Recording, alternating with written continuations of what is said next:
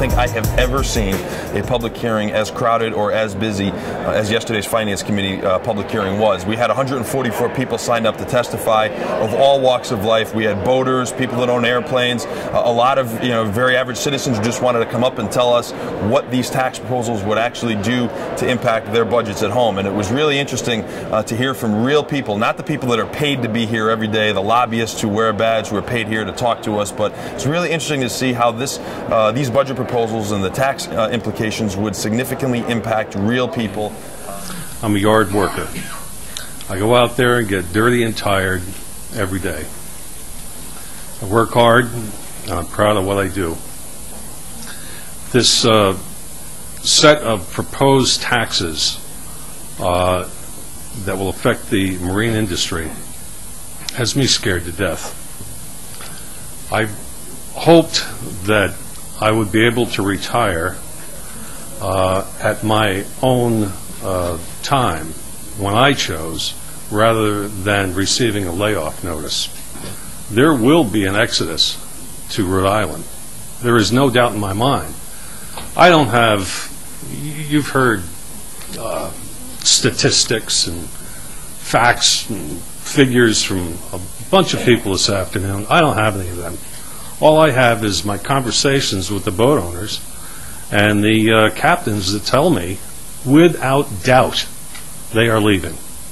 There is no doubt. The average citizens from out in the street, people that we know, our neighbors, friends, and family, came up here to tell us what the negative implications would be.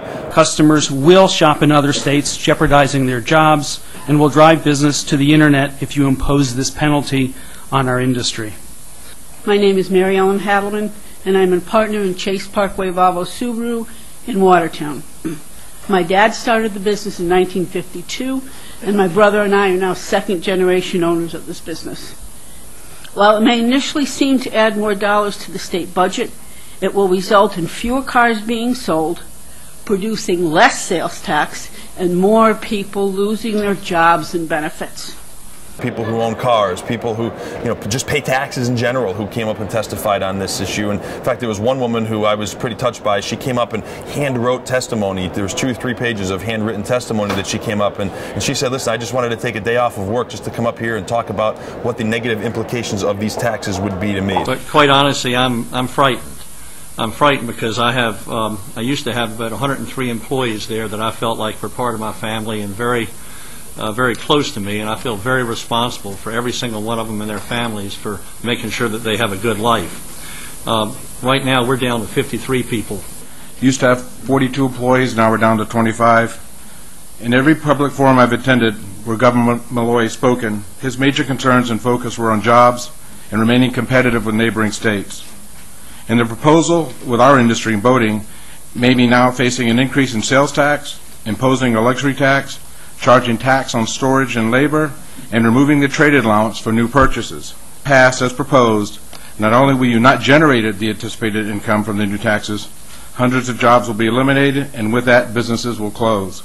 It was a very powerful message that we heard from people in the private sector, the people who are creating wealth, who are creating jobs, and who are giving the working families of Connecticut an opportunity to go to work every day and provide food and shelter for their families. It was really, really powerful to hear from the private sector yesterday. Now, at what point do we make the decision, or do you make the decision that we're going to back off of one of these proposals? Because I think, like Representative Candelora said, that we are looking at balancing this budget on the backs of the private sector, of course, without having fundamentally reformed state government. And so at what point do we say, that situation that happened in New Jersey might happen here and we won't actually get the revenues that we expect, or that situation in Maine may not, is not dissimilar to what we've done here, and we may not get the revenues that we project.